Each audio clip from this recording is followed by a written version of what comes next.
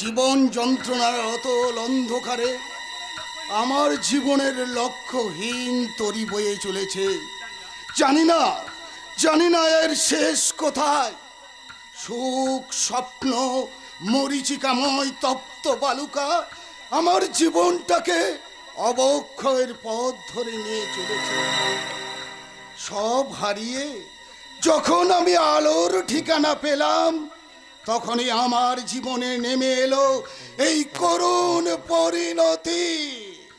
জীবনের এই পরিণতির থেকে পরিত্রাণ পাওয়ার জন্যই তো মানুষকে এখানেই নিয়ে আসা হয়।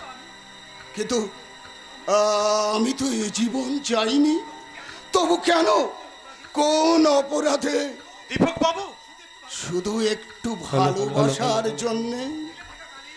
জেলে থাকাকালীন তোমার সে অন্তরের পরিচয় আমরা পেয়েছি।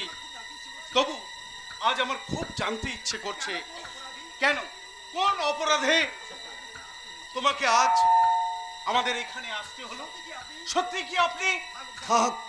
থাক অভিসার, থাক। আমার জীবনের করুণ পরিণতি জেনে আপনার কি লাভ? যে সমাজে বিশ্বাস, ভালোবাসা, সুখ দুঃখ সব অর্থের মানদণ্ডে বিবেচিত হয়, সেখানে তো আমি শুধু। তুমি? আমি কি সে শুধু জানে আমার অতীত ইতিহাস। ইতিহাস? কি সেই ইতিহাস যার জন্যে? অফিসার, সেই ইতিহাস জানতে হলে আমাদেরকে ফিরে যেতে হবে 10 বছর আগে। এই তো কোথাও ভালোবাসা, স্নেহ করুণা প্রীতির ভাষা। এই তো কোথাও ভালোবাসা, স্নেহ করুণা প্রীতির ভাষা। সবাই যে টাকার গোলাম, অর্থই বড় সকলে। পরাজিত সংসার পরিজন, সবাই নিজে নিজে।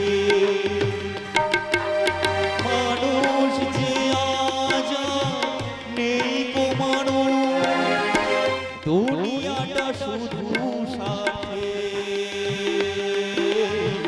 পরাজ ভাই গো সংসার পরিজন, সবাই নিজে নিজে। মানুষ যে আজ নেই গো মানুষ, দুনিয়াটা শুধু সাথে। পরাজ ভাই গো সংসার পরিজন, সবাই নিজে নিজে। সবাই নিজের নিজে, সবাই নিজের নিজে।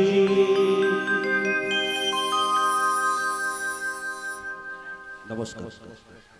নাটক আরম্ভের পূর্বে বিশেষ কয়েকটি ঘোষণাগুলি অনুগ্রহ করে শুনুন। শিবশক্তি নাট্য সংস্থা মাইকের চমগুলি দেওয়া হয়েছে আপনাদের নাটক শোনার জন্য, আমাদের নাটক শোনানোর জন্য। ওগুলোকে স্থির ও সুস্থিত রাখার দায়িত্ব আপনাদের।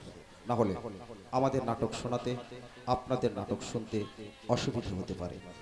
শিবশক্তি নাট্য সংস্থা সুস্থ উন্নত সংস্কৃতির ধারক বাহক। আজকের নাটক প্রযোজনা তাদের শৌখিন ও মননশীল চিন্তাধারার প্রয়াস।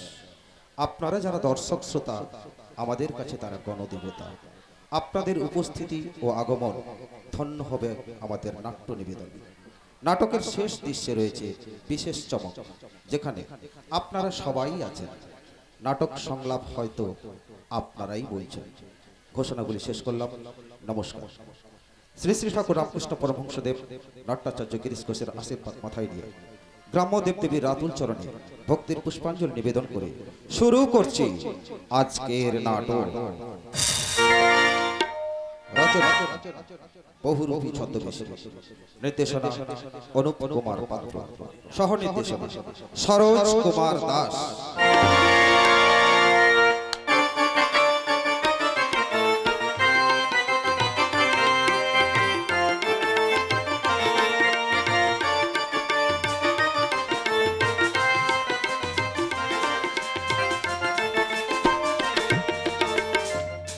মুখ্য যোদ্ধা শঙ্কর বাবু, বৃন্দবাদনে মহাদেব বাবু, মলয় বাবু, প্রদীপ বাবু।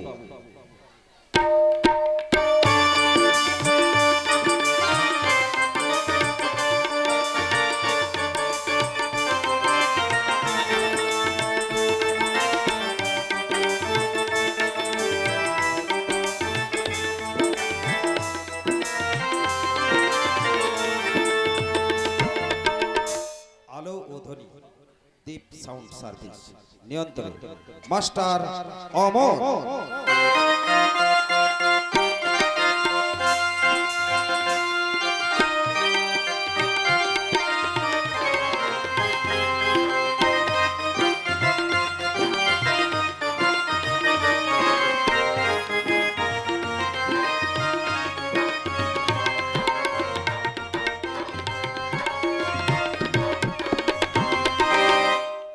প্রধান পৃষ্ঠপোষক মাননীয় দেবাশিস দাস।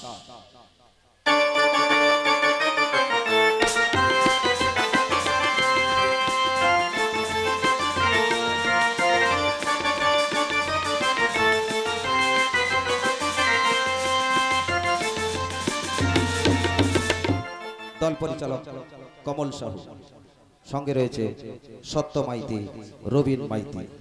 শুরু করছি মহাপ্রলয়ের নটরাজ বাবা ভোলানাথের চরণে সমস্ত শিল্পীর ভক্তিপূর্ণ প্রণাম জানিয়ে আজকের নাটক শ্মশানে কাঁদে ভালোবাসা, মিথ্যে হলো সব আশা, হাসি মুখে যেতে দিও করুণা আমায় মানা, মানুষকে ভালোবেসে আজ ঠিকানা আমার জেলখানা,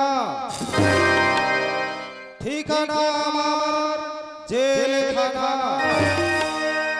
ঠিকানা আমার জেলখানা।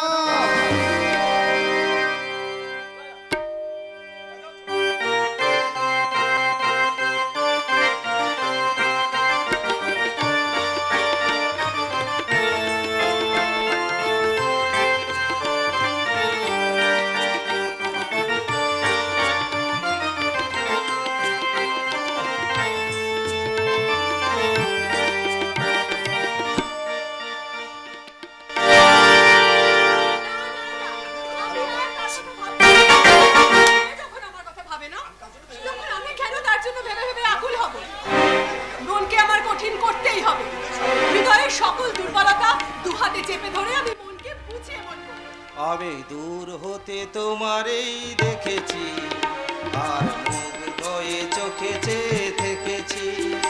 আমি দূর হতে তোমারেই দেখেছি, আর মুগ্ধ হয়ে চোখে চেয়ে থেকেছি। বাজেরি ঝিনি কিনি কিনি তোমারে যে চিনি চিনি, মনে মনে কত ছবি এঁকেছি। আমি দূর হতে তোমারেই দেখেছি। আর কিছুই বলতে হবে না, আমি কিন্তু সব বুঝে নিয়েছি। আমি আপন মনে এই রাস্তা দিয়ে হাঁটছিলাম, হঠাৎ হঠাৎ এক ঝলক আলো এসে আমার এই মুখটাতে পড়লো।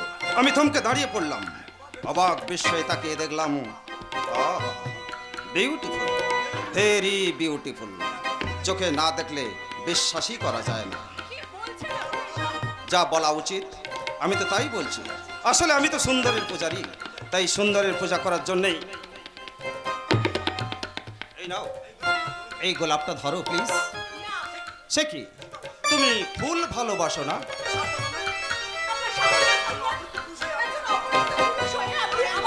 আরে মানুষ দূরে থাকলে পর, আর কাছে এলে সে আপনজন।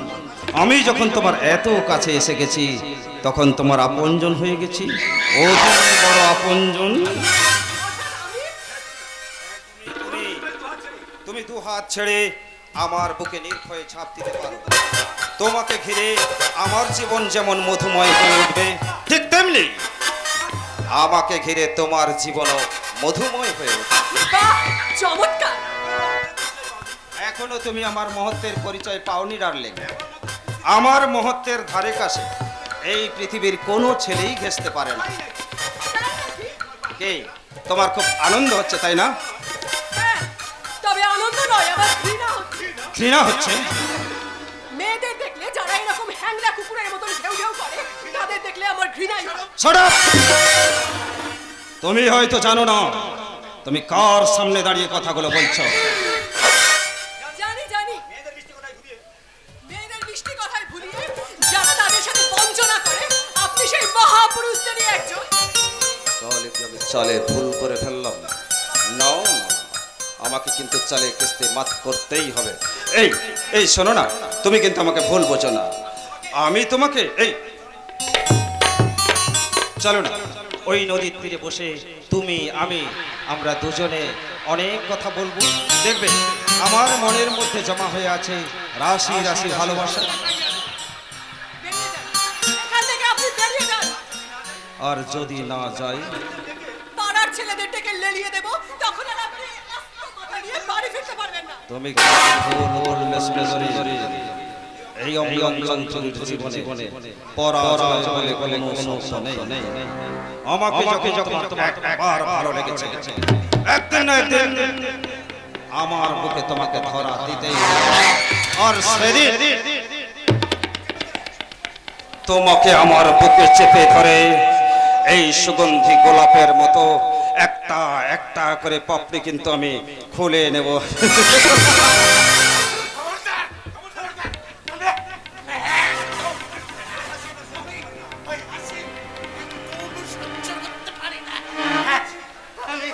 আমি যখন কাঁদছি তখন তোমাদেরও কাঁদতে হবে। হ্যাঁ, তোমাদেরও কাঁদতে হবে। তোমাদের কান্না কেউ রোধ করতে পারবে না। এই তুই শালা আবার বাড়ির বাইরে বেরিয়ে এসেছিস? আসবো না। আরে, আমাকে যে সে সবসময় ডাকছে গো। এই কে তোকে ডাকছে? সে তো জানি না। আচ্ছা, প্রতি মুহূর্তে না সে আমাকে ডাকে। আচ্ছা, তুমি তাকে দেখেছো? দূর শালা, আমি কি তোর মতো পাগল নাকি রে? আচ্ছা, পাগল কথাটার অর্থ তুমি জানো? না, তা তুমি কেমন করে জানবে? তুমি তো আর আমার মতো পাগল নয়। পাগল হলে আমার বুকের ব্যথাটা তুমি বুঝতে পারতে। ঠিক বলেছেন আপনি। দুঃখী না হলে কেউ দুঃখের ব্যথা বুঝতেই পারে না। হ্যাঁ, ঠিক বলেছ। ফর্মুলা অনুযায়ী অঙ্কটা একেবারে মিলে যাচ্ছে। কিন্তু তুমি কে বলো তো? আমার সঙ্গে তো কেউ এভাবে এ বাড়িতে কেউ কথা বলে না। তুমি কে গো মা? আমি তোমার বাড়িতে যাব, আমাকে তুমি নিয়ে যাবে মা? এই শালা, এখানে একদম মেলা ফ্যাচ করবি না। চল চল এখান থেকে। না, আমি এখন যাব না। আমার এখন অনেক কাজ। কি কাজ শুনি? আমাকে থানায় যেতে হবে। থানার বড়বাবুর কাছে গিয়ে আমাকে অভিযোগ জানাতে হবে। অভিযোগ? কিসের অভিযোগ? অভিযোগ, অন্যায়ের বিরুদ্ধে অভিযোগ, অমানুষের বিরুদ্ধে মানুষের অভিযোগ।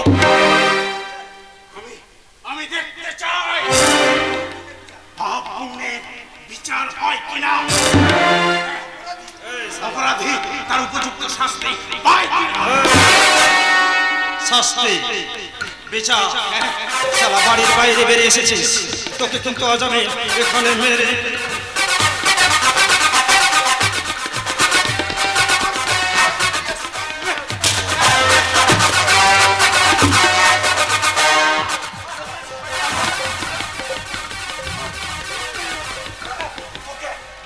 আমি চিনেছি রে শয়তান। ওরে নিষ্ঠুর বর্বর, আমি তোকে অভিশাপ দিচ্ছি। তোর চিরদিন চিরদিন তুই এমনি ভাবে যাবে না। এই শালা আমাকে অভিশাপ দিচ্ছিস? এই অম্লান চৌধুরীকে অভিশাপ? ওকে আজ আমি এখানে শেষ করে ফেলবো। কি করছেন আপনি? ছেড়ে দিন, ছেড়ে দিন ওকে, ছেড়ে দিন। যা শালা, একজন অসহায় মানুষকে আপনি এইরকম ভাবে। এই ডার্লিং এর কথায় তোকে কিন্তু আজ আমি ছেড়ে দিলাম। যা, এই যাত্রায় তুই শালা খুব বাঁচা বেঁচে গেল। আমি বাঁচতে চাই। আমার সর্বস্ব গেছে। থাক, তবু আমি বেঁচে থাকবো সেই দিনটির অপেক্ষায়, যেদিন পাপী তার বুকের রক্ত দিয়ে সমস্ত মহাপাপ ধুয়ে দেবে। হ্যাঁ, আর তুইও মনে রাখিস, প্রিয়াকে আবার কেড়েছিস তোরা, ভেঙেছিস ঘর বাড়ি।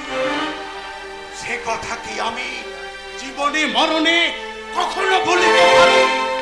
আদিম হিংস্র মানবিকতার যদি আমি কেউ হই, স্বজন হারানো শ্মশানে তোদের চিতা আমি তুলবই, চিতা আমি তুলব। চলি ম্যাডাম, আবার কিন্তু তোমার সঙ্গে আমার দেখা হবে। আর সেদিন না থাক, সময় কিন্তু সব বুঝতে পারবে। Very beautiful.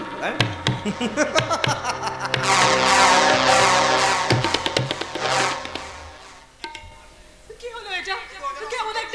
কেমন একটা অজানা আশঙ্কায় বুকটা আমার কেমন যেন কেঁপে উঠলো। তবে কি কোনো একটা অজানা ইঙ্গিতে আমার বুকের ভিতরে সব স্বপ্নগুলো ভেঙে যাবে খান খান হয়ে। না মল্লিকা, তোমার স্বপ্নের কারিগর তোমার স্বপ্নকে সত্যি করতে আমার নিজেকে সম্পূর্ণরূপে শেষ করে দেব। আদর্শ, তুমি এসেছো? তোমার কাছে কি না এসে থাকতে পারি মল্লিকা? আমি সব কিছু ত্যাগ করতে পারি, কিন্তু তোমার ওই সুন্দর শয়নে স্বপনে নিদ্রায় জাগরণে একটা মুখই যে আমার চোখের সামনে সব সময় ভেসে বেড়ায়, সে শুধু তোমার মল্লিকা। বলো আদর্শ, বলো, আরো বলো। তোমার মুখে এই কথা আমি বারবার শুনতে চাই। এ কি? তোমার চোখে জল মল্লিকা? না, মানে কি হয়েছে মল্লিকা? আজ তোমাকে এত অস্থির দেখাচ্ছে কেন? বলো বলো, কি হয়েছে তোমার?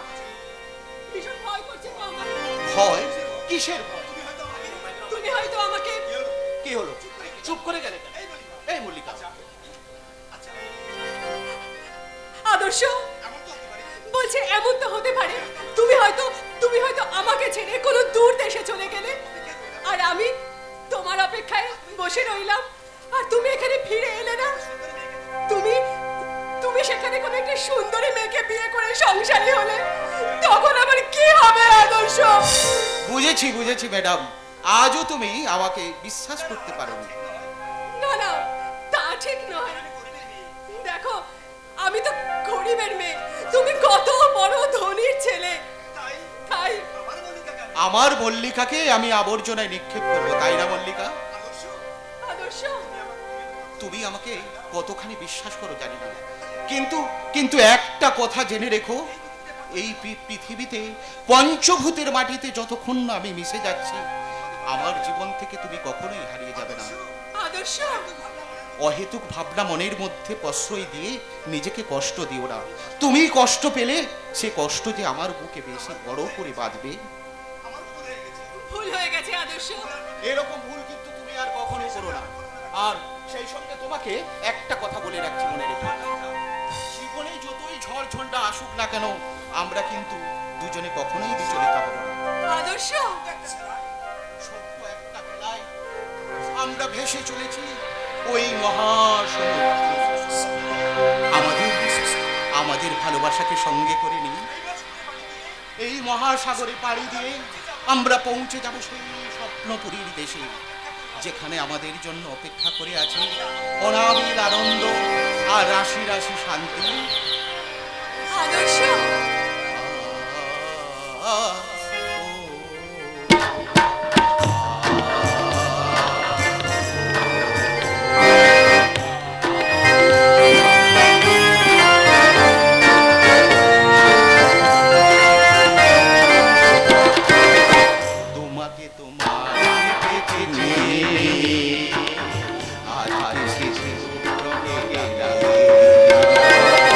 তোমাকে আমার থেকে চিনি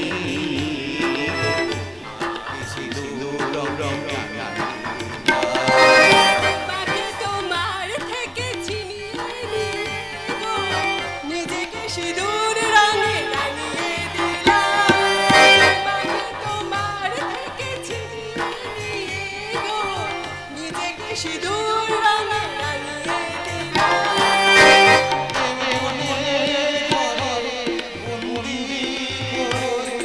মন মনে তোমাকে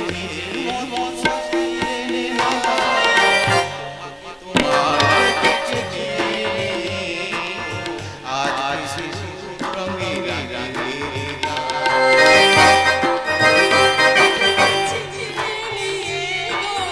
নিজেকে সিঁদুর রঙে রাঙিয়ে দিলাম।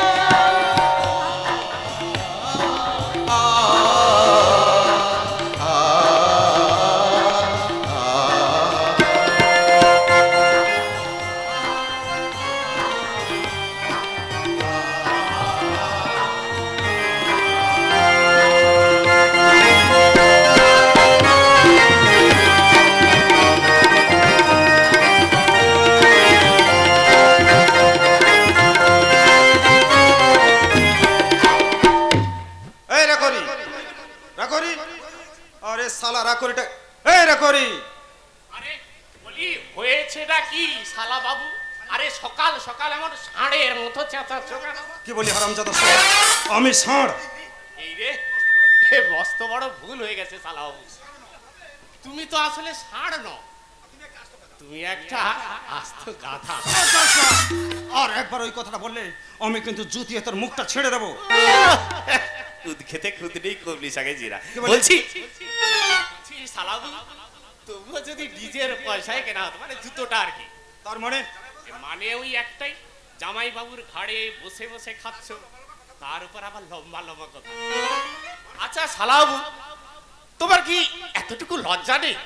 আরে মানুষের তো ঘেন্না বলে একটা জিনিস থাকে, তোমার মধ্যে তো এতটুকু দেখতেই পাচ্ছি না। রাকরি, এ বাবা, ও বাবা, কিরে, আমি তো ভয়ে সিদ্ধি গেল। এই শালা আমার সঙ্গে রসিকতা করা হচ্ছে। এ বাবা, মাথা খারাপ। তুমি হলে এই বাড়ির আত্মীয়, মানে বড় কুটুম, শালা বাবু বলে গো। তোমার সঙ্গে কি আমি রসিকতা করতে পারি? আমি চাকর মানুষ। তা হ্যাঁ হে শালাবাবু, ও শালাবাবু, বলছি আর কতদিন, মানে আর কতদিন এখানে থাকা হচ্ছে আর কি? কেন রে শালা, সে খোঁজে তোর দরকার কি রে? না, চোখের সামনে অনেক কিছু তো দেখছি, এরপরে যে আরো কত কি দেখতে হবে কে জানে। আরে মানুষ যে এমন অমানুষ হতে পারে না। আবার ইঞ্জিরিতে গালাগালি দেওয়া হচ্ছে। শুনেছি লেখাপড়া জানা লোকেরা নাকি একটু ভদ্রলোক হয়, তা তুমি কেন এত অভদ্র শালা বাবু? এই শালা, এই তুই এখান থেকে যাবি? আরে না, আমি বলছি শোনো না, তোমার বাবা কি ঘুষ দিয়ে লেখাপড়া শিখেছিল? আরে শালা যা না এখান থেকে। আরে হ্যাঁ বাবা, যাবো যাবো, আমি তোমার কাছে থাকতে আসিনি। তোমার মতো মহাপুরুষকে নিয়ে আমি একটু লাফালাফিও করতে চাই না। বলছি শোনো, তুমি আমাকে ডেকেছিলে কেন বলো তো? আমার জুতোটা পালিশ করা হয়ে গেছে? না না কেন?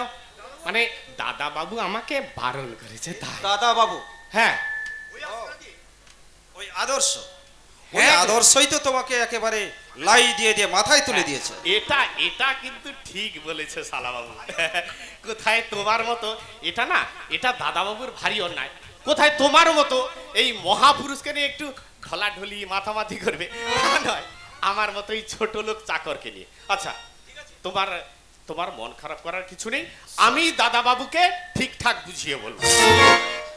না না, আর কিছুই বলতে হবে না, আমি সব বুঝে নিয়েছি। সত্যি অম্লান, তুমি যদি আরো কিছুদিন আগে আসতে, তাহলে আজ আমার এত টাকা লোকসান হতো না। তবু আপনি নিজের ভালোটা বুঝতে পেরেছেন। কত বাবু? কেরে কিছু বলবে দেখো হরি? না না গো কর্তা বাবু, শুধু ভাবছি। কি ভাবছিস? ভাবছি হ্যাঁ, আলো আর আধারের মধ্যে কতখানি তফাৎ। তবে একটা কথা জেনে রাখবেন কর্তাবাবু, কে মানুষ আলোকেই বেশি ভালো। তাই নাকি? এই কুৎসিত অন্ধকার কেন? রাখো হরি। অসহ্য অসহ্য। আচ্ছা আপনি কি বলুন তো জামাই বাবু, একটা ছোট লোক চাকর, সেও পর্যন্ত আপনাকে অপমান করে চলে গেল। অপমান করে গেল বুঝি? কেন, আপনি নিজের কানে শুনতে পেলেন না? আসলে রাখো হরি দীর্ঘদিন এ বাড়িতে আছে, তাই এ সংসারের সুখ দুঃখ ও সমান ভাগে ভাগ করে নিয়েছে। তাই তাই সে আমাকে সব সময় যা নয় তা বলে অপমান করবে, অম্লান, আর আমাকে সেগুলো মুখ বুজে এখানে দাঁড়িয়ে দাঁড়িয়ে সহ্য করতে হবে? না জামাই বাবু না, এই অপমান সহ্য করে আমার আর এ বাড়িতে থাকা চলে না। আমি কিন্তু আজই চলে যাচ্ছি। আরে না না না না না, তুমি যেও না অম্লান। আমি রাখো হরিকে বলে দেবো, সে আর কোনোদিন তোমাকে অপমান করবে। জানেন না জামাই বাবু, ওই বুড়ো ভামটা। আরে বলছি তো, আমি ওকে সাবধান করে দেবো, তাতেও যদি কথা না শোনে।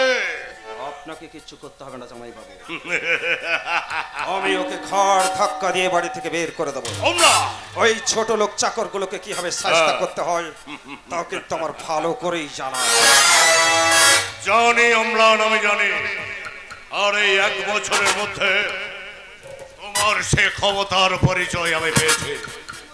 আমার কারখানার শ্রমিকদের মধ্যে যেভাবে বিদ্রোহ মত চড় দিয়ে উঠেছিল, আমি সেটা 1 ফুট করেই নিভিয়ে দিই। কিন্তু জামাই বাবু, এত কিছু করেও আমি বোধহয় আপনার সম্মানটা রাখতে পারলাম না। কেন? আমার কারখানায় নতুন কোনো গোলমাল দেখা দিয়েছে? হ্যাঁ, গন্ডগোল তো হয়েছে, তবে কারখানায় নয়।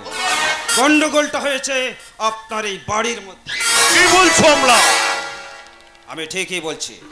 আদর্শ যেভাবে ছেলে মানুষই শুরু করেছে, তাতে তো এই সমাজে আপনি আমরা তো কেউ মাথা তুলে দাঁড়াতেই পারবো না। কি করেছে আদর্শ?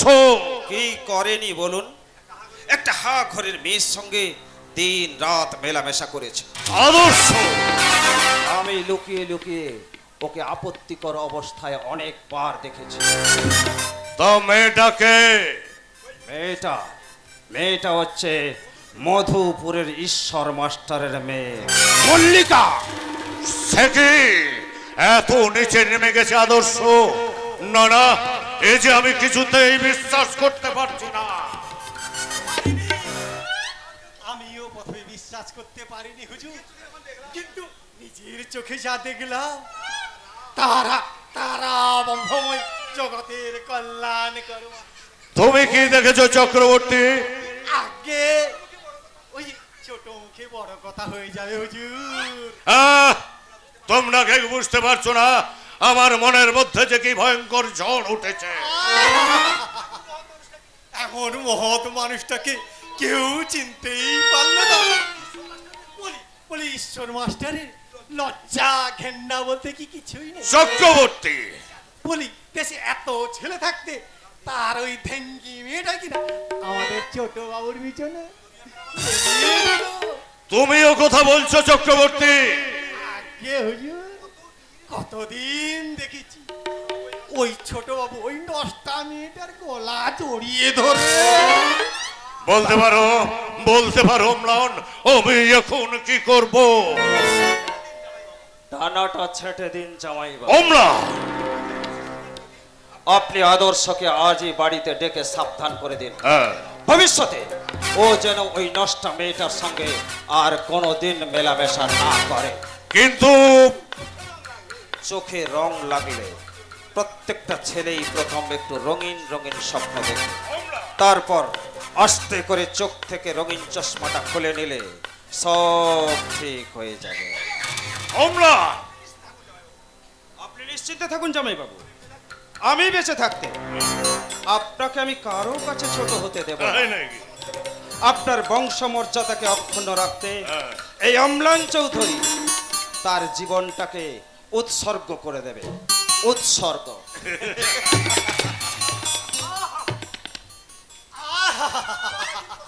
বাবাজির কথা শুনে প্রাণটা করে জুড়িয়ে গেল। ছেলে তো নয়, যেন সোনার চাঁদ। তারা ব্রহ্মময় জগতের কল্যাণ করবা। ওই ঈশ্বর মাস্টারকেও আমি সহজে ছেড়ে দেব না। ওকে আমি আচ্ছা করে ডাল দেবেন হুজুর। বেটা কোর ব্যাং হয়ে কিনা সাগরে ঝাঁপ দিতে চায়। ছি ছি ছি ছি ছি ছি। কালে কালে হলো কি, মানি লোকে মানে বলে কিছুই রইলো না। চক্রবর্তী, শোনো চক্রবর্তী, তোমাকে আমার একটা উপকার করতে হবে। হে অধমকে আর লজ্জা দেবেন না হুজুর। আপনার উপকার করতে বললে আমি নিজেকে ধন্য বলে মনে করি। তাছাড়া ঈশ্বর মাস্টারকে আমি দুচকে সহ্যই করতে পারি না। এটা আমার সুদের কারবার বন্ধ করে দিয়েছে। তাই নাকি? আর ওই চাষাগুলোকে হাত করে ও দুঃখে দুঃখে আমার চোখ ফেটে জল আসছে হুজুর। শোনো চক্রবর্তী, এদিকে শোনো।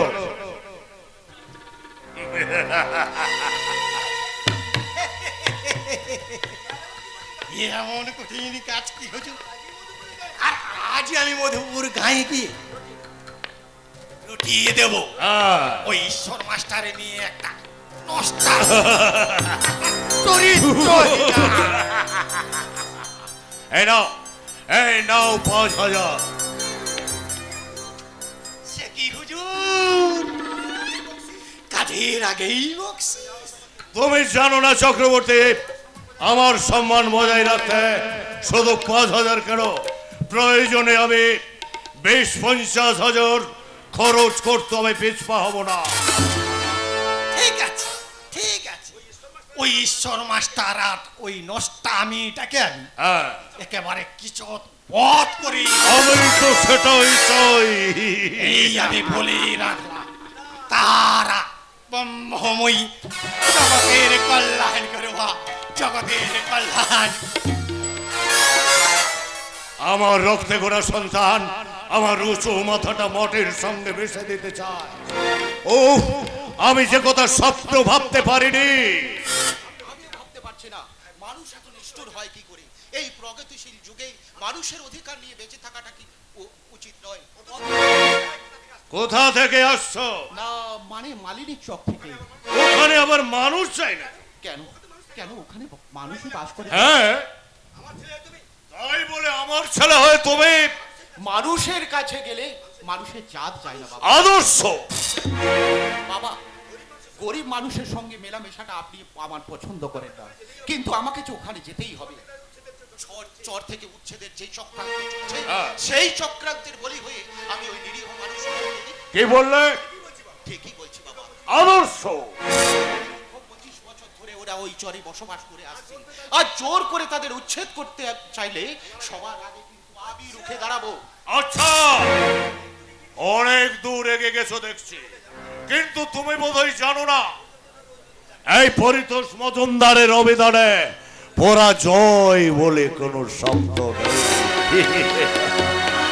আমি যা চাই, আমি আমি আপনাকে অনুরোধ করছি বাবা, ও কারণে ওই সহজ সরল মানুষগুলোর উপর দুঃখের পাহাড় আপনি চাপিয়ে দেবেন না।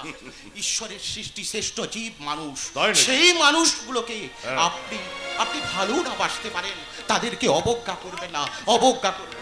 দাঁড়াও, কোথায় যাচ্ছ?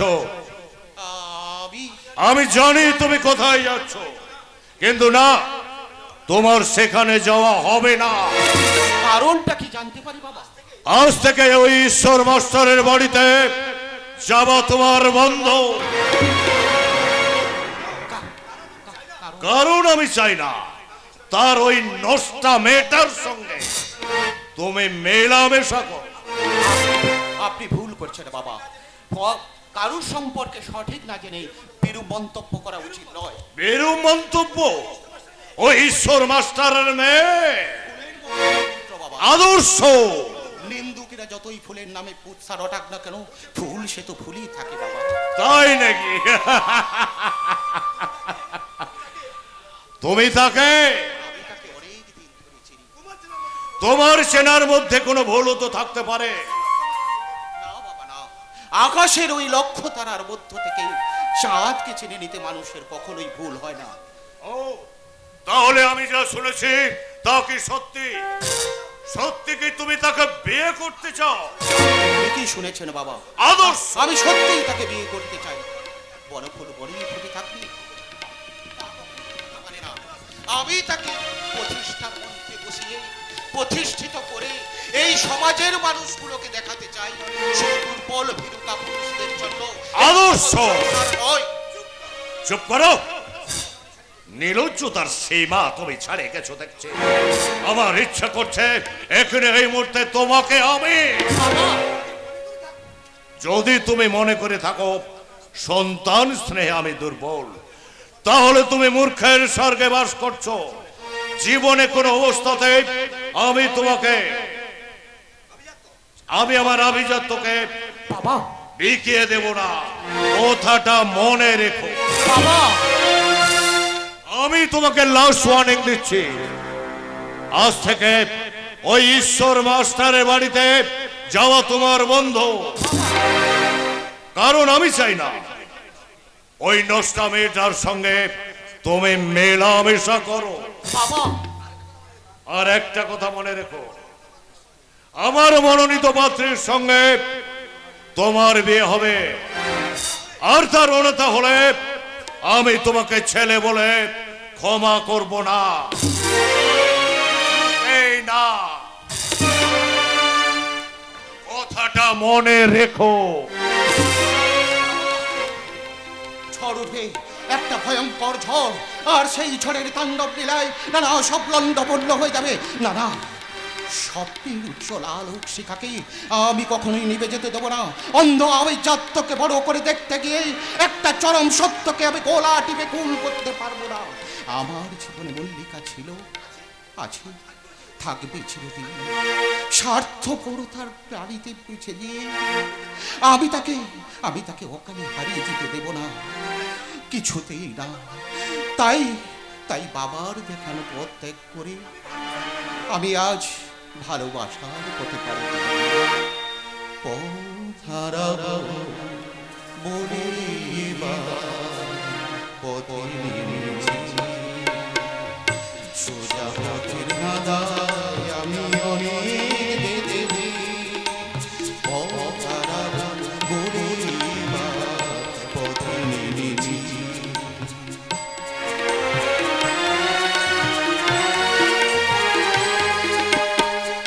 নিষেধের বাহারাতে ছিলেন রেখে থেকে সে কখন গেছে চলে আমায় ডেকে ডেকে। নিষেধের বাহারাতে ছিলেন রেখে ডেকে সে কখন গেছে চলে আমায় ডেকে ডেকে। নয়ন মেলে বাবার আশায় অনেক দেখেছি, সেই নয়নই পাবো যেথা নয়ন মেলেছি। সোজা পথের ধাঁধায় আমি অনেক দেখেছি, পথ হারাবো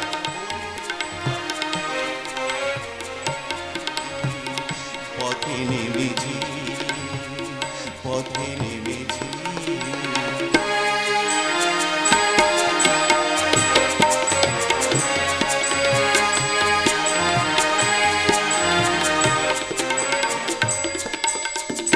কি বলছো রহিম? ঠিকই বলছি মাস্টার মশাই, দুঃখহরণ চক্রবর্তীকে আপনি চেনেন না, ও বেটা পাক্কা শয়তান আছে। জানি রহিম, আমি জানি, অনেক দিন থেকে ওকে আমি চিনি। হেন কোনো কুকাজ নেই যাও করতে পারে না। আসলে মানুষ যখন লোভের দাসত্ব করে, সে তখন তার বিবেক মনুষ্যত্বটাকে গলা টিপে খুন করে। মাস্টার মশাই, আজ ওর স্বার্থে ঘা পড়েছে, তাই ও ফোঁস করে উঠবে, কিন্তু না, ভয় পেয়ে থেমে গেলে চলবে না। ওই সুকুনকে দেখে ভয় পাবো আমি? আমি আপনাকে ওয়াদা দিচ্ছি মাস্টার মশাই, অন্যায়ের প্রতিবাদ করতে আমি আমার জানটা কবুল করে দেবো। তুমি সাচ্চা মানুষ বলে আজ তুমি একথা বলতে পারছো রহিম। আজকের এই পৃথিবীতে সব কিছু আছে, শুধু নেই খাঁটি মানুষ। কি বলছেন মাস্টার মশাই? ঠিকই বলছি। এই বয়সে তো আমি অনেক দেখলাম একই ছাদের নিচে বাস করে বাবা ছেলেকে বিশ্বাস করে না, ছেলে বাবাকে বিশ্বাস করে না, ভাইয়ের বুকে ভাই ছুরি বসায়। তুমি বলতে পারো রহিম, এই সমাজটা আজ কোথায় এসে দাঁড়িয়েছে? আমি মূর্খ সূর্খ মানুষ, অত সব কিছু বুঝি না মাস্টার মশাই। তবে একটা কথা বলতে পারি, আপনাকে কেউ ছোট করতে চাইলে আমি কিন্তু তাকে সহজে ছেড়ে দেবো না। তুমি ভুলিনি মাস্টার মশাই, আর কোনোদিনও ভুলতে পারবো না। রহিম, আমার ছেলেটার যখন কঠিন অসুখ করেছিল, মুখ দিয়ে ঝলকে ঝলকে রক্ত উঠেছিল, রহিম, তখন আপনি আমার পাশে এসে না দাঁড়ালে আমার ছেলেটা এতদিন কবরের তলায় ঘুমিয়ে থাকতো। রহিম, আপনি সেদিন আমার জন্য যা করেছেন সে ঋণ আমি কোনোদিন শোধ করতে পারবো না মশাই, কোনোদিনও না। না না, আমি এমন কিছু করিনি রহিম, শুধু মানুষ হয়ে মানুষের প্রতি কর্তব্য পালন করেছি মাত্র। কয়জন মানুষ সেই কর্তব্য পালন করে বলতে পারেন মাস্টার মশাই? কই, সেদিন তো আমার জাত ভাইরা আমার পাশে এসে দাঁড়ায়নি। রহিম, আসলে আমি গরিবের ছেলের জীবনের কোনো মূল্য নেই, তাই সেদিন যারা দূরে দাঁড়িয়ে এসেছিল আপনি তো তাদের ভুল ভাঙিয়ে চোখে আঙুল দিয়ে দেখিয়ে রহিম, এ দুনিয়ায় সকলের বেঁচে থাকার অধিকার আছে। যাও রহিম, তুমি বাড়ি যাও। আমাকে তাড়িয়ে দিচ্ছেন মাস্টার মশাই? না রহিম না, এ বাড়িতে তোমার অবাধ অধিকার, তুমি যখন খুশি তখন আসবে। তবে হ্যাঁ, আমি যদি কোনোদিন আত্মসুখে মগ্ন হয়ে তোমার মুখের উপর দরজাটা বন্ধ করে দেই, সেদিন তুমি তোমার দুটো হাত দিয়ে আমার গালে চড় বসিয়ে দিও রহিম। না না, আমি কোনো কিছু মনে করব না রহিম, আমি জানবো আত্মসচেতন হতে এটা আমার প্রয়োজন ছিল। বলবেন না মাস্টার মশাই, আপনি হলেন বেহেশতের সূর্য, আপনি কখনো ভুল করতে পারেন না মাস্টার মশাই। আমার উপর তোমার এতখানি বিশ্বাস রহিম? যা সত্য তার উপরেই তো বিশ্বাস রাখা যায় মাস্টার মশাই। রহিম, তো আপনাকে দেখে এই রহিম শব্দের মর্যাদা দিতে রহিম, আমার জিন্দগির অন্ধকারগুলো আপনি এক এক করে দূর করে দিয়েছেন। তাই বলছি মাস্টার মশাই, আমার মল্লিকা বহিনের নামে কেউ মিথ্যা অপবাদ দিলে আমি কিন্তু তাকে সহজে ছেড়ে দেবো না, আমি তার জিভটা টেনে ছিঁড়ে আনবো। রহিম, তুমি? মল্লিকা বহিনকে আমি শ্রদ্ধা করি রহিম, একই রক্ত দুজনের শিরায় প্রবাহিত না হলেও আমি যে তার হতভাগ্য দাদা। রহিম, তাই আমার বহিনের অসম্মান আমি সইব না, কিছুতেই না, ঈশ্বর মাস্টার, তুমি আজ ধন্য, তোমার শিক্ষা কোনোদিন বিফলে যায়নি। এই পরাজিত সৈনিক হয়ে যে চেতনা তুমি ছড়িয়ে দিয়েছ, সেই চেতনা একদিন এই নতুন সমাজের বুকে জন্ম দেবে। আর সেই শুভ দিনে সবার পেছনে পড়ে থাকা মানুষেরা এই সামনের সারিতে এসে তারা বলবে, তার অক্ষরে চিৎকার করে বলবে, বলতে হবে না, আর কিছুই বলতে হবে না, আমি এসে গেছি। আপনি ওয়াক হলেন যে মাস্টার? না মানে আপনি আমার বাড়িতে?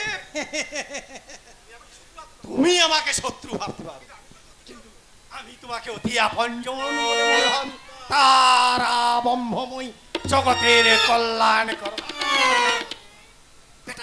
বেটার মুখে রক্ত উঠে পড়ে মরে না, আমার সুদের কারবার বন্ধ করে দিয়েছে। আমাকে কিছু বলছেন? বলবো বই কি, নিশ্চয়ই বলবো। আর সেই জন্যই তো সব কাজ ফেলে তোমার কাছে ছুটে আসছি। সত্যি কথা বলতে কি মাস্টার, হ্যাঁ বলুন। তো আপনার মতন মানুষ আছে বলে পৃথিবীতে এখনো চন্দ্র সূর্য ওঠে। আর কেউ স্বীকার করুক আর না করুক, আমি তো জানি তুমি কত উঁচু দরের মানুষ। ওসব ভনিত না করে আসল কথাটা কি খুলে বলুন, আমার কিন্তু অনেক কাজ আছে। সে তো বটেই, কিন্তু গায়ে যে আর কান পাতা যাচ্ছে না মাস্টার। কেন বলুন তো? গায়ে সবাই বলা বলি করছে, ওই বলিকা নাকি নষ্টা, চরিত্রহীনা। ছি ছি ছি ছি ছি ছি, কি ঘেন্নার কথা। গায়ের সবাই বলা বলি করছে, আপনি বলছেন না? আমি? হ্যাঁ হ্যাঁ আপনি। জগতের কল্যাণ করো। ভালো মানুষের ভেগ ধরে ওই সমস্ত হিংসার কথা বলবেন না। চমৎকার, সত্যি আপনার কিন্তু জুড়ি নেই। মানুষ যে এমন নিকৃষ্ট হতে পারে আপনাকে না দেখলে বোঝা যায় না। কি বললে? আমি ইচ্ছে করে তোমাকে যত বড় মুখ নয় তত বড় কথা জানো, ইচ্ছে করলে তোমাকে আমি আমার আপনি কিছু করতে পারবেন না, কারণ আজ আমার হারাবার কিছুই নেই, কিন্তু আপনার অনেক কিছু হারাবার আছে। অতএব হে সাধু, সাবধান। তুমি আমি আপনাকে লাস্ট ওয়ার্নিং দিচ্ছি, ভবিষ্যতে আর কোনোদিন আমার বাড়িতে আপনি আসবেন না। কারণ কারণ আমি মানুষকে প্রশ্রয় দেই, আপনার মতো অমানুষকে নয়, আপনার মতো অমানুষকে। অপমান, ভয়ঙ্কর অপমান। রাগে মাথাটা আমার দপ দপ দপ দপ করছে, মনে হচ্ছে মাথাটা আমি চিবিয়ে খাই। কার মাথা চিবিয়ে খাবেন চক্রবর্তী মশাই? এই যে তোমার বাবা। কেন? আর এত বড় সাহস যে চার ছাতা নাই আমাকে অপমান করে গেল। সে কি, বাবা আপনাকে অপমান করেছে? না না না, বাবা এই কাজটা ঠিক করেনি। আপনার মতো মহাপুরুষকে অপমান করে বাবা একদম ঠিক করেন। আমি বাবাকে বকে দেব। তুমি বলো তো বাবাজি, আমি নিরীহ বেচারি মানুষ, তোমাদের ভালোর জন্যই আমি। তুমি হাসছো বাবাজি? আপনার কথা শুনে না হেসে পারলাম না যে। আচ্ছা চক্রবর্তী মশাই, জীবনে জীবনে আপনি কখনো কারো ভালো কাজ করেছেন? তার মানে নিজের বিবেককে প্রশ্ন করে দেখুন, ঠিক উত্তর খুঁজে পেয়ে যাবেন। অবশ্য বিবেক নামক পদার্থ যদি আপনার মধ্যে থাকে। তুমি আমাকে অপমান করছো? ও আচ্ছা, অপমান বোধও তাহলে আপনার আছে। তাহলে আর এক মুহূর্ত দেরি না করে বেরিয়ে যান, বেরিয়ে যান আমার বাড়ি থেকে। কি বলে? ঠিকই বলছি, বেরিয়ে যান, বেরিয়ে যান আমার বাড়ি থেকে। আচ্ছা, আমারও মনে থাকবে। মনে ভেবেছো বড় লোকের ঘরে বোনকে বিয়ে দিয়ে খুব সুখে থাকবে, কিন্তু না, এই দুঃখহরণ চক্রবর্তী থাকতে সেটা আর হচ্ছে না। তোমাদের পাড়া ভাতে আমি ছাই দেব। তোমার ওই নষ্টা বোনটা তোমার সারা জীবন তোমার কলগ্রহ হয়ে থাকবে।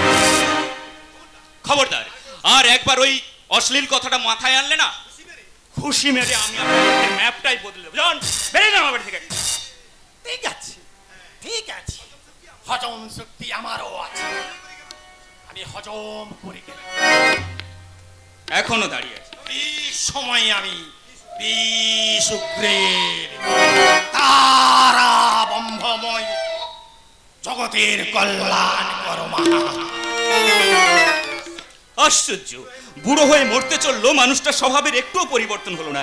এই অয়ন একদিন এমন শিক্ষা দেবে না, তখন আর মাটি ছেড়ে মাথা উঁচু করে।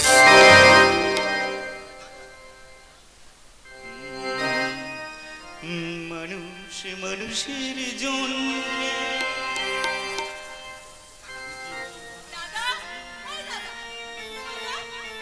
দাদা, তুই একাগ্রচিত্তে এখানে দাঁড়িয়ে কার ধ্যান করছিস বলতো? হ্যাঁ, জানি রে দাদা, জানি। কি জানিস? তুই না বললেও আমি সব জানি। কি জানিস? বলবো? বল। তুই এখন পরমার চিন্তায় বিভোর।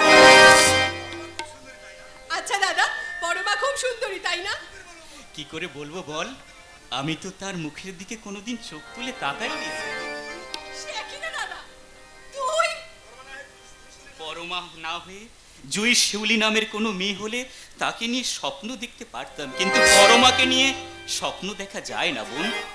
কি বলছিস তুই? ঠিকই বলছি, বড় লোকের একমাত্র আদরের মেয়ে পরমা, আর আমি সামান্য একজন স্কুল মাস্টারের ছেলে, কারখানাতে কাজ করি।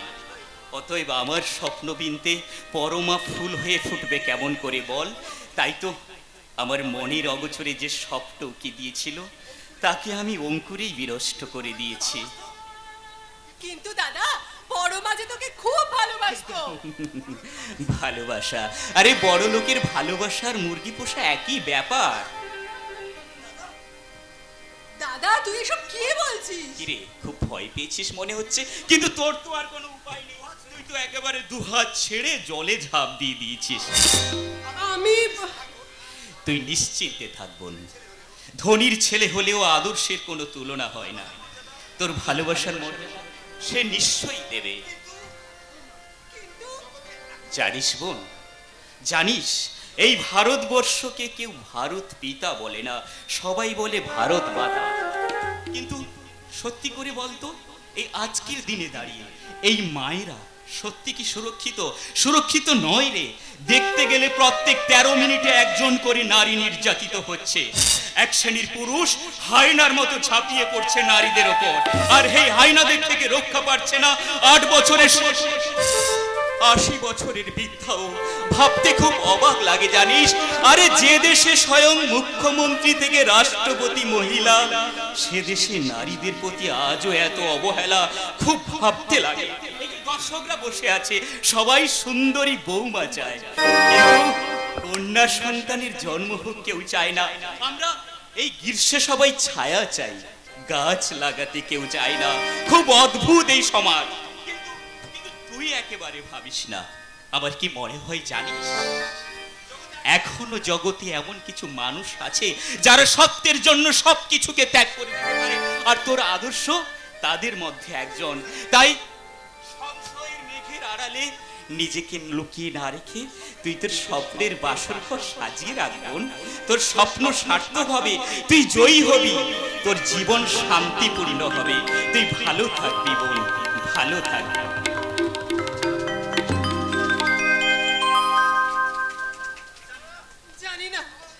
জানি না আমার অদৃষ্টে কি লেখা আছে, আমি জানি না।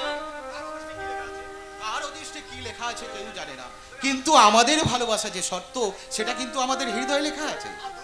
আদর্শ, তুমি দূরে দাঁড়িয়ে রইলে কেন মল্লিকা? এসো, কাছে এসো। তুমি ভাবনার মিছিলে সামিল হয়ে আর আমি তোমাকে দূরে সরে থাকতে দেব না। ধরো, আমার হাত ধরো মল্লিকা। কিন্তু এখনো দ্বিধা, এখনো সংকট। উর্বর জমিতে জন্মায় বিশ্বাসের ফসল। কিন্তু আদর্শ, অনাবৃষ্টিতে তো সেই ফসলের অকাল মৃত্যুও হতে পারে। তাহলে তো বদলে যাবে সুস্থ স্বাভাবিক মানুষের জীবনের দিন। তুমি তোমার নিশ্চয় মনে আছে, আমি তোমাকে একদিন বলেছিলাম না, জীবনের কোনো অবস্থাতেই আমি কিন্তু তোমাকে ত্যাগ করতে পারবো না। তাই তো আমি নিষেধের সমস্ত বেড়াজাল ছিন্ন করে আমার পূজারিনীর প্রতিমার সামনে এসে দাঁড়িয়েছি প্রতিষ্ঠার মন্ত্র বুকে নিয়ে। কি হলো, কথা বলছো না কেন? তাহলে কি আমি ভাববো আমি তোমার যোগ্য নই? তুমি আমার মুখের দিকে তাকিয়ে ভালো করে দেখো আদর্শ, এই মুখ কার ধ্যানের রত? সে কি তোমার নয় আদর্শ? আমার বুকের ভিতর আমি যে ফুলের ডালি সাজিয়েছি, সে ফুল আমি তোমাকে ছাড়া আর কারোর পায়ে দিতে পারবো না আদর্শ। তুই ভুল করছিস রে মা, ভুল করছিস। এই ঈশ্বর মাস্টারের মেয়ে হয়ে তুই এত বড় ভুল কেন করলি রে মা? বাবা, জীবনটা শুধু চোখের অঙ্ক নয় রে মা, আছে বিয়োগ, আর তখনই হৃদয়টা হয় ক্ষত বিক্ষত। এই চোখে নেমে আসে শ্রাবণের অশ্রুধারা। স্বপ্ন ভঙ্গের বেদনা মানুষকে যে কুড়ে কুড়ে নিঃশেষ করে দেয়। তাই বলছি আদর্শ, আমার এই হতভাগিনীকে তুমি আর স্বপ্ন দেখিও না, তুমি বাড়ি যাও আদর্শ।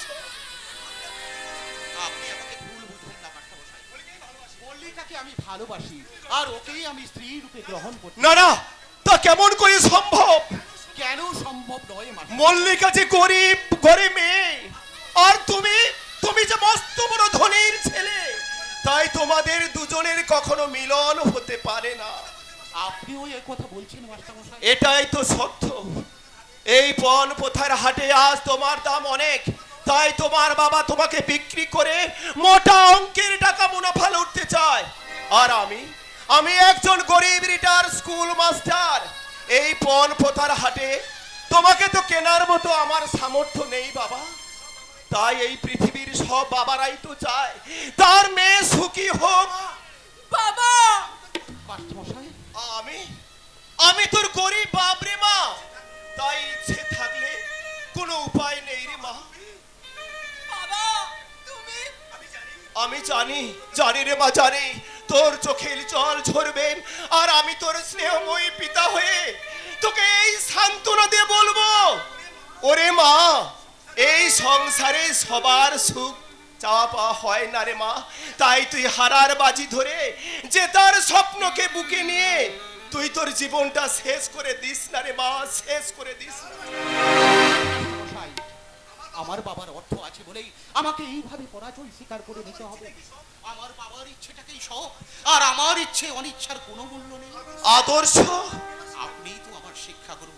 আপনি একদিন বলেছিলেন, সত্যের জন্য যে সব কিছু ত্যাগ করতে পারে সেই তো প্রকৃত মানুষ। আপনি বলুন, আমাদের ভালোবাসা তো মিথ্যে নয়। আমাদের এই স্বর্গীয় পবিত্র ভালোবাসাকে সার্থক করতে আমি যদি মল্লিকাকে স্ত্রী রূপে গ্রহণ করি, সেটা কি আমার অন্যায় হবে? আদর্শ তুমি, আপনি জানেন না মাস্টারমশাই, আমার মনের মধ্যে কি ভয়ঙ্কর ঝড় উঠেছে। আমি বোধহয় পাগল হয়ে যাব। কিন্তু তোমার বাবা যদি আমার এই হতভাগিনী মল্লিকাকে পুত্রবধূ হিসাবে স্বীকার না করে, আমি তাকে স্বীকার করব। তোমার বাবা যদি তোমাদেরকে বাড়ি থেকে তাড়িয়ে দেয়, তাহলে আমরা দুজন গাছতলায় গিয়ে আশ্রয় নেব। আমার মল্লিকাকে মাকে তোমার যদি ভারী বোঝা বলে মনে হয়, না মাস্টারমশাই, না। আমার এই জীবনের সঙ্গে যে জীবনকে জড়িয়ে আমি জীবনের সার্থকতা খুঁজে পেতে চাইছি, সে তাকে আমি কোনোদিন ভারী বোঝা বলে মনে করব না। তোমার এই শপথ, সত্যের দীপশিখা চির উজ্জ্বল রাখতে আমার এই শপথ আমি অক্ষরে অক্ষরে পালন করব। তাহলে আর দেরি নয়, লগ্ন পুরুষ মশাই, এসবের ঊর্ধ্বে তোমাদের এই ভালোবাসা, আর সেই ভালোবাসাকে সার্থক করতে এই নীল আকাশকে সাক্ষী রেখে আমার এই হতভাগিনী মল্লিকা মাকে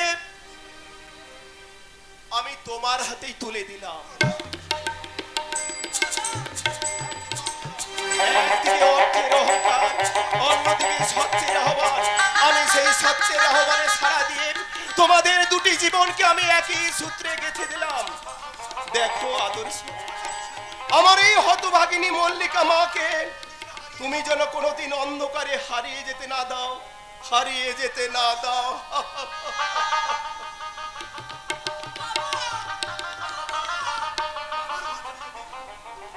বাবার ঘর ছেড়ে যেতে জানি তোমার খুব কষ্ট হবে, কিন্তু স্বামীর ঘর যে মেয়েদের আসল ঘর মল্লিকা।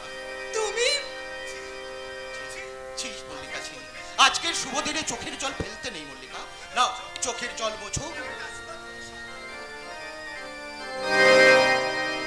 তুমি আমাকে আশীর্বাদ করো, আমি যেন তোমার আদর্শ স্ত্রী হয়ে এই সংসারে বিরাজ করতে পারি। মল্লিকা, তোমার আকাশ দুটি চোখে আমি হয়ে গেছি তারা।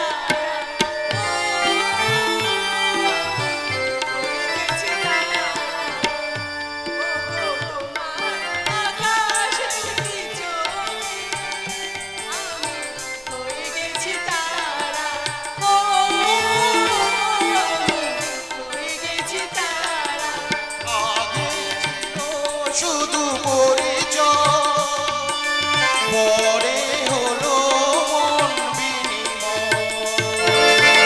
আগে ছিল শুধু পরিচয়, পরে হলো মন বিনিময়। শুভ লগ্নে হয়ে গেল শুভ পরিণয়, শুভ লগ্নে হয়ে গেল শুভ পরিণয়। তাই যখনই দেখি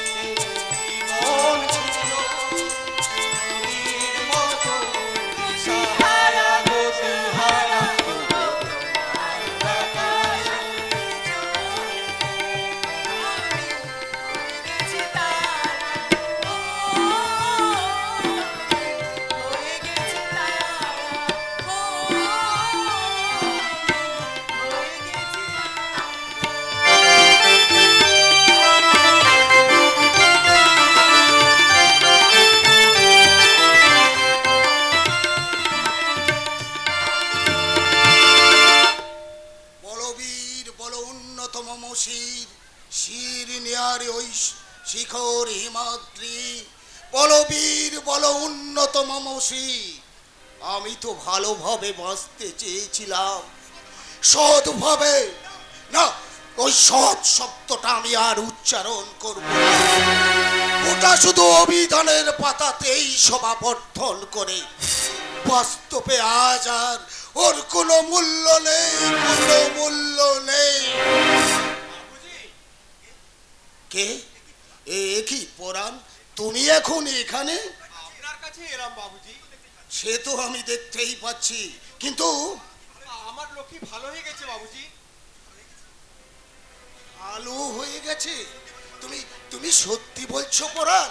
হ্যাঁ বাবুজি, আপনি দয়া না করলে আমার স্ত্রী বিনা চিকিৎসায় মারা যেত। তাই তুমি আমাকে ধন্যবাদ জানাতে এসেছো? ঠিক তাই। না না, আমি চাই না তোমাদের ধন্যবাদ। তুমি এখান থেকে চলে যাও পরাণ, তুমি এখান থেকে চলে যাও। কি বলছেন বাবুজি? আমি তো ঠিকই বলছি। তুমি তুমি ভুল জায়গায় এসেছো। ধন্যবাদ পাওয়ার উপযুক্ত লোক আমি নই। আমি যে একজন জেল খাটা দাগি আসামি।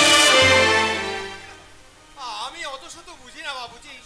আমি শুধু জানি আপনি মানুষ নন, আপনি দেবতা। আবার আবার সেই আমার ব্যথাটা মোচড় দিয়ে উঠলো। একটা অসহ্য যন্ত্রণা আমার মাথাটাকে কুড়ে কুড়ে খাচ্ছে। আমি বোধহয় পাগল হয়ে যাব, পাগল হয়ে যাব। বাবুজি আপনি স্বপ্নের নদীটা এঁকে বেঁকে চলেছিল ওই মহাসমুদ্রের দিকে। হঠাৎ হঠাৎ সে মরুভূমিতে পড়ে কোথায় যেন হারিয়ে গেল। স্বপ্ন স্বপ্ন টুকরে টুকরে কেঁদে উঠলো। হতাশা তার কণ্ঠনালী চেপে ধরে ঘৃণার আবর্জনায় নিক্ষেপ করলো। বাবুজি আপনি কাঁদছেন? কই কই না তো, আমি শুধু শুধু কাঁদতে যাব কেন? আমার জীবনে তো কোনো দুঃখ নেই। আর দুঃখ না পেলে মানুষ তো কাঁদে না পরাণ। বুঝেছি বাবুজি, বুঝেছি। বুঝেছ তুমি? মানুষের জীবনে এমন কিছু ঘটনা থাকে যা কাউকে বলাও যায় না, আবার শোয়াও যায় না। আপনিও হয়তো। আশ্চর্য, সত্যি করে বলো তো তুমি কে? আমি একজন সামান্য রিকশাওয়ালা বাবুজি। তুমি আমার মনের গোপন খবর জানলে কেমন করে? আমার অন্তরের অন্তরস্থলে যে তীব্র হাহাকার লুকিয়ে আছে সে তো কেউ জানে না, অথচ তুমি। আমাকে মাফ করবেন বাবুজি, আমি না জেনেই কথাটা বলে ফেলেছি।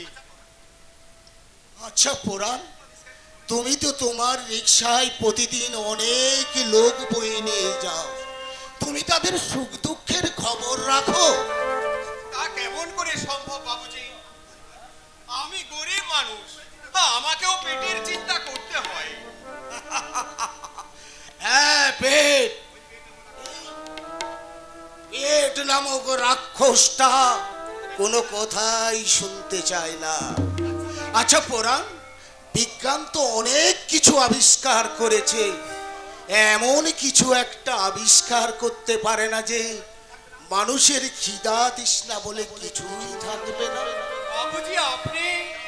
চাও পরাণ, তুমি এখান থেকে চলে যাও, আমার কাছে আর কোনোদিন তুমি এসো না। কেন বাবুজি? আমার সঙ্গে সম্পর্ক রাখলে পুলিশ যে তোমাকে অকারণে হেনস্থা করবে। কি বলছেন বাবুজি? আমি তো ঠিকই বলছি। আমি তো একেবারেই খারাপ হয়ে গেছি। তাই তাই আমাকে এই নরক কুণ্ডে পড়ে থাকতে হবে। তারপর ওই পুলিশের গুলিতে আমার এই অভিশপ্ত জীবনটা একদিন শেষ হয়ে যাবে। না বাবুজি না, আপনি এভাবে নিজেকে শেষ করে দেবেন না। একটু আগে আপনি বললেন আপনি একজন জেল খাটা আসামি, কিন্তু সেটা তো আপনার আসল পরিচয় নয়। আপনার মধ্যে এখনো স্নেহ, মায়া, মমতা রয়েছে। দুঃখের দুঃখে আপনার অন্তর কাঁদে, আর সেই জন্যই আমার স্ত্রীর চিকিৎসার জন্য এতগুলো টাকা আপনি আমার হাতে তুলে দিয়েছিলেন। আপনার সেই ঋণ আমি কোনোদিন। বারবার তুমি ওই এক কথা বলো না পরাণ, আমার যে শুনতে ভালো লাগছে না। বাবুজি, রামধনুর রং আশার আলো দেখায় ঠিকই, কিন্তু আমার মতো এই হতভাগ্যের জীবন থেকে সেই রামধনুর রংটা চিরতরে ধুয়ে মুছে সাফ হয়ে গেছে। বাবুজি, তাই তো আমি আর নতুন করে স্বপ্ন দেখি না। স্বপ্ন দেখা যে আমার আর সাজে না পরাণ, আমার আর সাজে না। না, আর কোনো কিন্তু নয়। যাও যাও পরাণ, তুমি এখান থেকে চলে যাও। আমাকে একটু একা থাকতে দাও, একা। যাচ্ছি বাবুজি, যাচ্ছি। তবে যাওয়ার আগে একটা কথা বলে যাই, চোরের উপর রাগ করে মাটিতে ভাত খাওয়া ঠিক নয়। তাতে চোরকে যেমন প্রশ্রয় দেওয়া হয়, ঠিক তেমনি নিজের প্রতিও অবিচার করা হয়। অবিচার।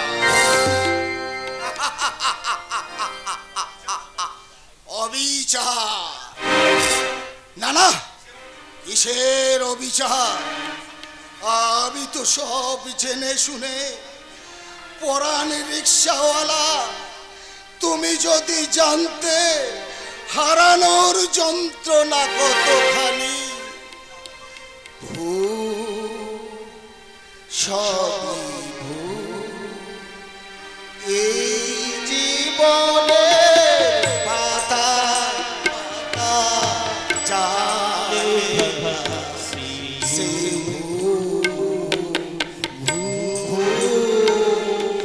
সবই ভুল।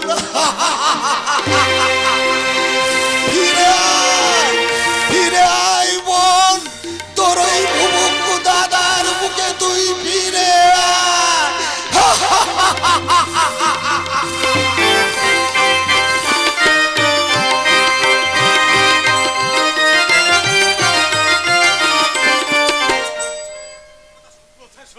কথা শোন ভাই, তুই আমার কথা শোন। আমাকে তুই মুক্তি দে। মুক্তি? হ্যাঁ, আমি মুক্তি পেতে চাই। তাই নাকি? হ্যাঁ, তোকে কথা দিচ্ছি, আমি অনেক দূরে চলে যাব। আর কোনোদিন তোর সামনে এসে আমি দাঁড়াবো না। তাই নাকি? তা কোথায় যাবে তুমি? অনেক দূরে দাদা, যেখানে মানুষকে ভালোবাসে, যেখানে মানুষের শুধু একটাই পরিচয়, কে? সে শুধু মানুষ। তাই নাকি?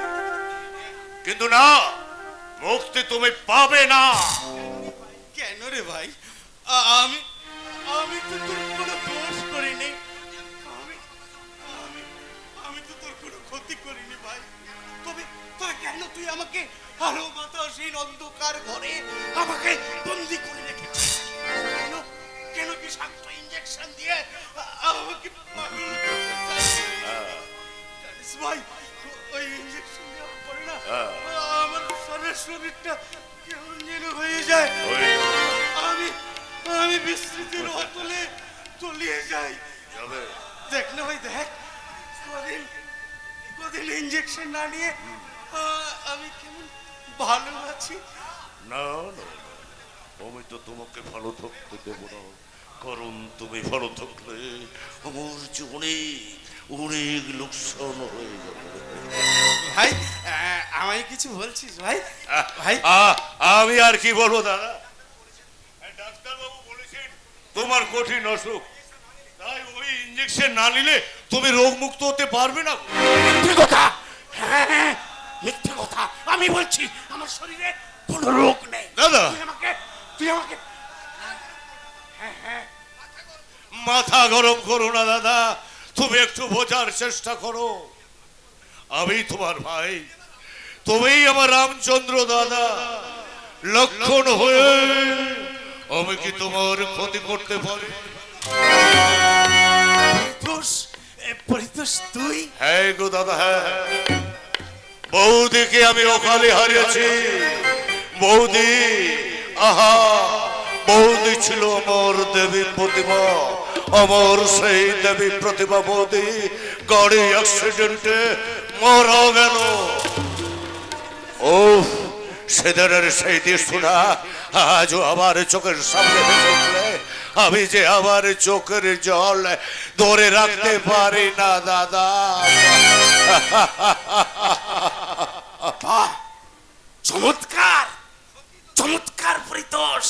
সত্যি সত্যি তোর তুলনা হয় না রে দাদা। এখন এখন আমি বেশ বুঝতে পারছি। কি দাদা?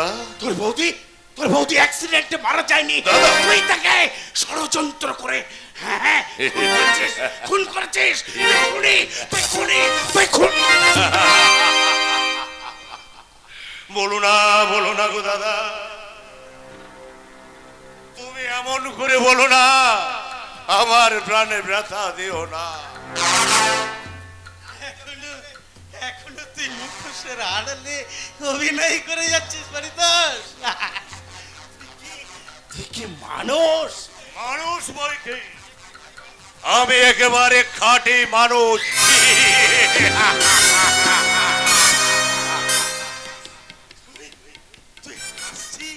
তুই এখনো হাসতে পারছিস? শয়তান! হসবই তো, আমি যে শুধু হস্তেই জন্মেছি।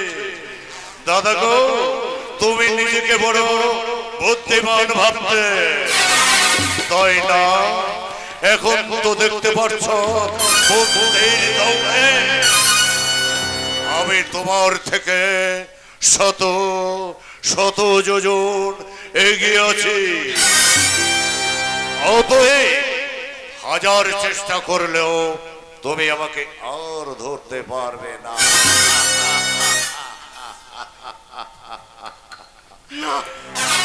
এই অন্ধকার ঘরে তোমাকে তিলে তিলে মরতে হবে।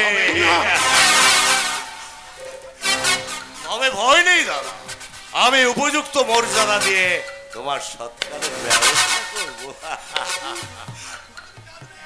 এখন তুমি শুধু কাঁদবে আর আমি হাসবো, আকাশ ফাটে হাসবো, আনন্দের হাসি হাসবো।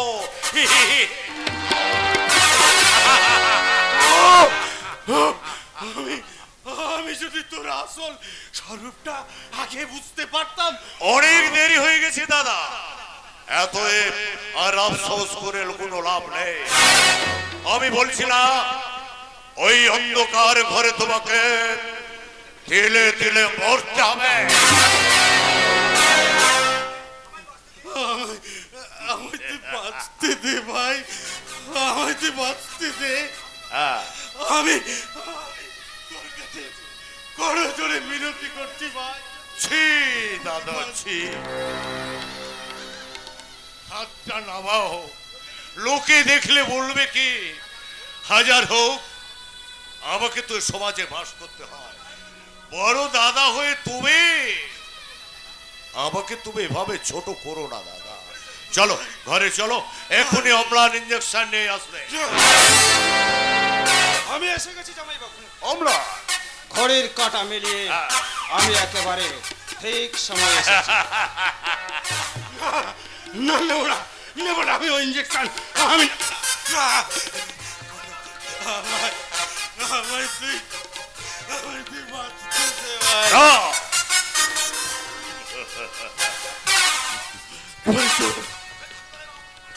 সেই ছোটবেলায় বাবা মারা যাওয়ার পর আমি তোকে তো কোলে পেটে করে মানুষ করেছি ভাই। তাই নাকি?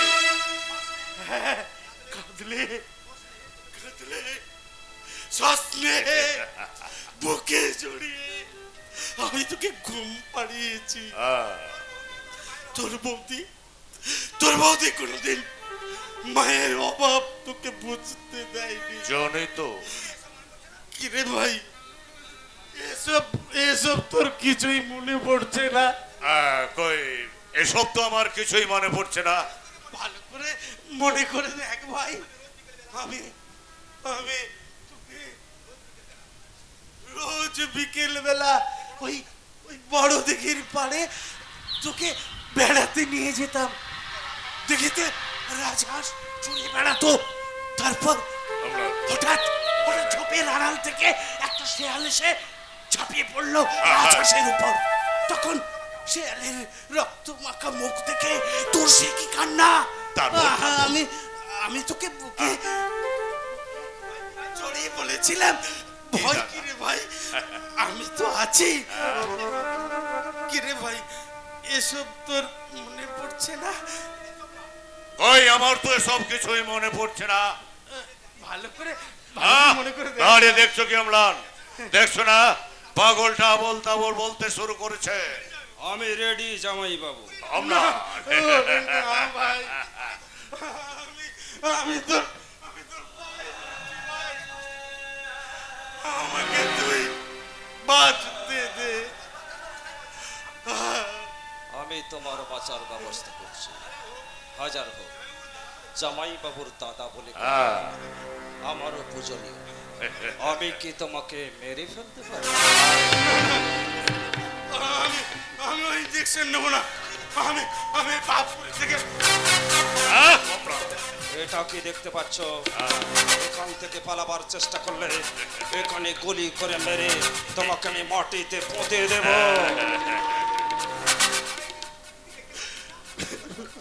ওরে ভাই, তুই দেখতে পাচ্ছিস না?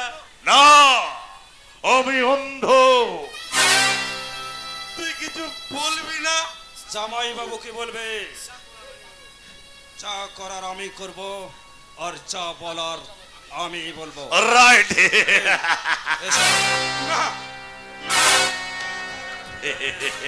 পালাবার চেষ্টা করলে কিন্তু একদম শেষ করে দেবো। বসো, লক্ষ্মী ছেলের মতো এখানে চুক্তি করে বসো।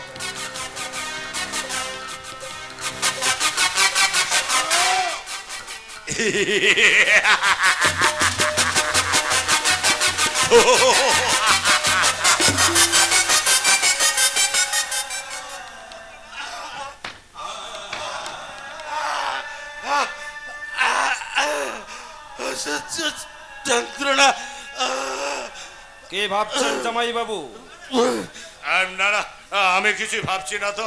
ভাববেন না, একদম কিছু ভাববেন না। অম্লান, আপনার ভাবনার আকাশে মেঘ চিনতে দেব না বলেই তো আমার এত পরিশ্রম। নইলে আমার আর কি বলুন।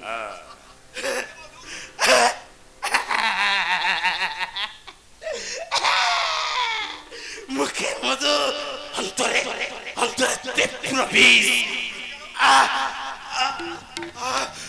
চলে গেল। জ্বলবে। আমার আমার সারা শরীরটা চলে গেল। কি আকাশের রংটা হঠাৎ হঠাৎ বদলে গেল কেন? দিনের সব আলো নিভে গেল কেন? যাবে তবে কি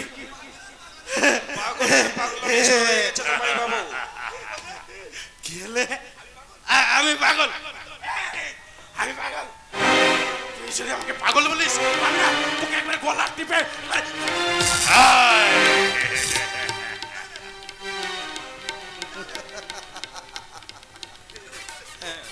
না না, ঠিকই বলেছে।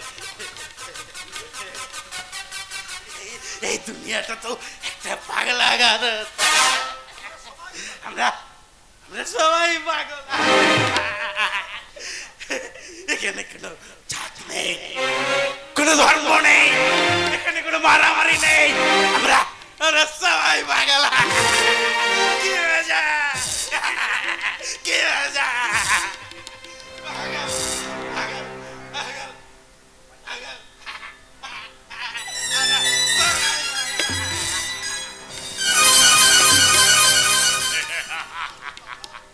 এই ব্যাপার বলো তো অম্লান, ইঞ্জেকশনের ঘর কেটে যাওয়ার পর সুস্থ স্বাভাবিক মানুষের মতো আচরণ করছে। ও নিয়ে আপনি ভাববেন না জামাই বাবু, হ্যাঁ, একদম ভাববেন না। দেখবেন 2-1 মাসের মধ্যে ও বেটা পুরোপুরি পাগল হয়ে যাবে। রাইট, তখন এটাই তো আমি ওর চাই। স্মৃতি শক্তি বলে আর কিছুই থাকবে না।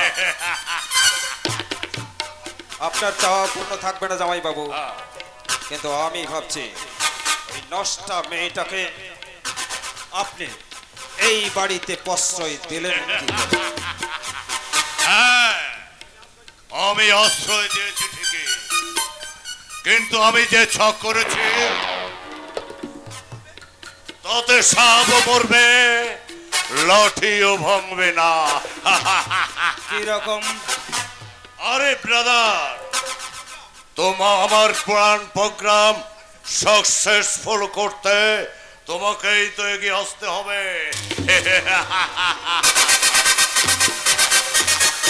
এসো, ভেতরে এসো, অনেক কথা।